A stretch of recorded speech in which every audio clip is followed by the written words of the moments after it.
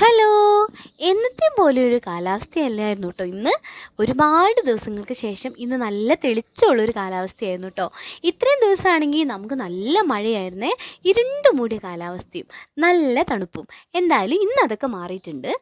എന്തായാലും ആമിക്കുട്ടിക്ക് ഇന്നലെ മുതൽ നല്ല പനി ഉണ്ടായിരുന്നു കേട്ടോ. ഞാൻ ഇന്നലെ തന്നെ അവളെയും കൊണ്ട് ഹോസ്പിറ്റലിൽ പോയി മരുന്നൊക്കെ മേടിച്ചേ. ആ പനീൻ്റെ ഇതുകൊണ്ട് തന്നെ ഇന്ന് രാവിലെ ഞാൻ നല്ല കഞ്ഞിയും ചമ്മന്തിയാണ് കേട്ടോ ഉണ്ടാക്കിയത്. പനിയുള്ള സമയത്ത് വേറെ ഫുഡൊന്നും അവർക്ക് കഴിക്കാൻ തോന്നില്ലല്ലോ, അതുകൊണ്ടാണ് അങ്ങനെ ചെയ്തത് കേട്ടോ. എന്തായാലും ഞാൻ വേഗം രണ്ടുപേരെയും വിളിച്ചിരുത്തി രണ്ടുപേർക്കും വാരി കൊടുക്കുകയാണ് കേട്ടോ. സാധാരണ ആമിക്കുട്ടി പനിയായാൽ ഈ ഫുഡങ്ങ് അവോയ്ഡ് ചെയ്യും കേട്ടോ. ഇപ്രാവശ്യം എന്തുകൊണ്ടോ അങ്ങനെ ചെയ്തില്ല.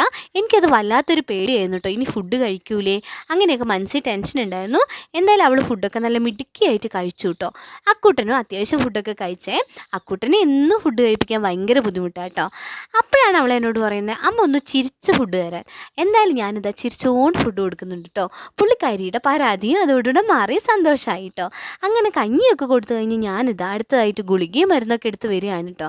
ഇത് ഇനി ആമിക്കുട്ടീനെ കഴിപ്പിക്കേണ്ടതാണ് അടുത്ത നമ്മളുടെ ടാസ്ക്. എന്തായാലും അത് കൊടുക്കാണ്ടിരിക്കാൻ പറ്റില്ലല്ലോ, അതുകൊണ്ട് ഞാനിതാ ആൻറ്റിബയോട്ടിക് ഒക്കെ എടുത്ത് അതൊക്കെ അവൾക്ക് കൊടുക്കുകയാണ് കേട്ടോ.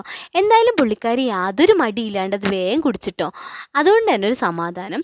ഇല്ലെങ്കിൽ പിന്നെ പുള്ളിക്കാരി അതൊക്കെ തുപ്പി ഛർദ്ദിച്ച് അങ്ങനെ ഒരുപാട് പ്രശ്നങ്ങളാണ് കേട്ടോ. ഈ പ്രാവശ്യം എന്തുകൊണ്ടോ അങ്ങനെ ഉണ്ടായില്ല. അങ്ങനെ മരുന്നൊക്കെ കുടിച്ചു കഴിഞ്ഞതാ ഇടത്തെ അനിയത്തിയും ഹാളിൽ ടേബിളിൽ പായൊക്കെ വിരിച്ച് ഷീറ്റൊക്കെ വിരിച്ച് അങ്ങനെ TV കണ്ട് ആസ്വദിച്ച് കിടക്കാണ് കേട്ടോ. അതെന്തായാലും ഒരു ഗുണമായേ. സ്നേഹിക്കുന്നുണ്ടെങ്കിൽ അവിടെ നിന്ന് വീഴുമോയെന്ന് പേടിയുള്ളതുകൊണ്ട് ഞാൻ അടുത്ത് തന്നെ ഉണ്ടായിരുന്നു കേട്ടോ. കളിയൊക്കെ കഴിഞ്ഞതാ ഞാൻ ആമിക്കുട്ടീനോട് കുറച്ച് നേരം പോയി റെസ്റ്റ് എടുത്തോളാൻ പറഞ്ഞേ.